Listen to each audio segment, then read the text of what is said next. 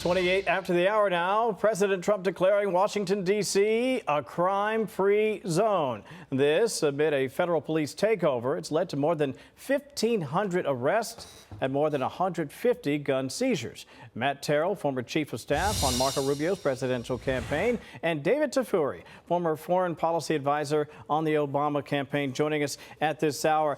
Great to see both of you gentlemen. And in particular, I want to get your thoughts on what's happening in the nation's capital. This is Judge Jeanine Pirro, the U.S. Attorney to D.C., and she's not just talking about what's happening in D.C., but how it actually might work out in other cities around the country. You and I have had a chance, David, to talk about Chicago in particular.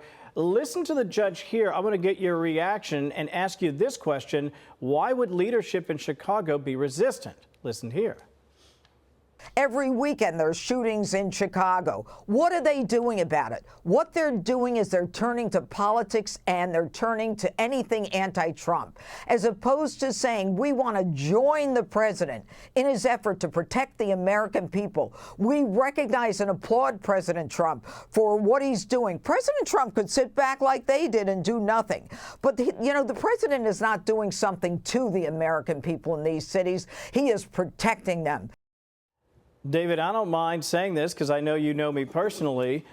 There are a lot of neighborhoods where people are like, listen, I want to feel safe. I want more help. I am resisting the idea that the mayor, the leader of my city, Chicago, would not welcome more help, because it's one thing to go up to Tony neighborhoods or Evanston or whatever and live great and you're in Barrington. But if you're down in the South Side, you want people to make it safer for people to be able to walk to school or go have a decent dinner.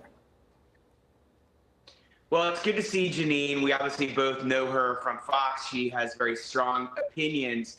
In this case, I think obviously it's always going to be safer if you have more troops and more police on the streets, more people who are doing law enforcement. But I think what the critics would say is that this is just a Band-Aid. It's not the right way to address crime. We don't use our National Guard to address crime. And many top military officials have expressed concern about whether the National Guard members are prepared to do law enforcement, whether they have the training to do law enforcement. So if you really want to stop crime, you actually have to do better policing. You have to pay the police better. You have to train the police better. You have to give them more resources and get more police on the street. And that's probably what should be happening in both cities. And everyone who's happy about what this measure should make sure they understand it's a temporary measure. It's not a permanent fix. Matt, you want to weigh in on that?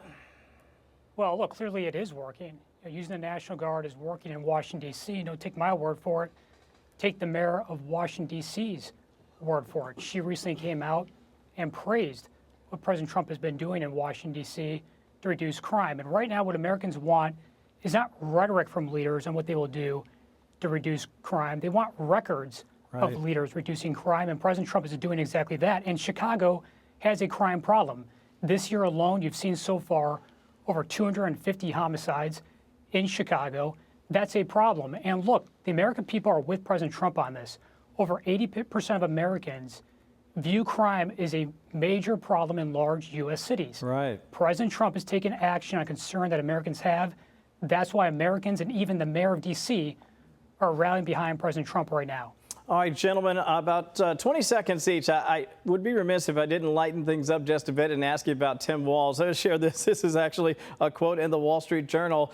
Tim Walz, the governor of Minnesota, says, well, he acknowledged that his national bid may have hurt him a bit at home. People get tired of it, said Walz, 61. I get tired of myself at times. Talking about Democratic fatigue. Brevity is the soul of wit, David. Is it Walz? Is it they're tired of Democrats? What's the story? Well, Walz has a very unique situation. He was introduced to the nation, really, and became a public figure, a national figure, because Kamala chose him to be vice president. He's a losing vice president, part of a losing ticket, and they don't usually do well later on in politics. Look at Pence. He hasn't done anything since. Sarah Palin never did anything, never held a position after she lost as part of the McCain ticket. And also, when you run as vice president, you get attacked a lot by the media and their negative ads. And so that increased the negative views of him, as it always does. That's the intention of attack ads. And so that is also impacting him. Matt, it could also be, as we wrap up, that, he said some strange things and acted strangely, some would argue. 20 seconds. I think that's right, Kevin. Look, the bottom line is it's not about the past right now for Democrats. It's about the present. And right now, Democrats are doubling down on policies and rhetoric that's not resonating with the majority of Americans. And Governor Walz is one of those many Democrats doing exactly that. And that includes on crime. Majority of Americans see crime as a problem. President Trump and Republicans are trying to tackle crime. That's why right now why Republicans and President Trump have momentum. They're tackling key issues like crime. They're on the side of the key issues Americans care about. Yeah, no more glad hands and all the other crazy stuff. I don't know where his politics go from here. But gentlemen, thank you for spending time on a holiday. David and Matt, appreciate it. Have a great weekend. Thank you. Thanks, Kevin.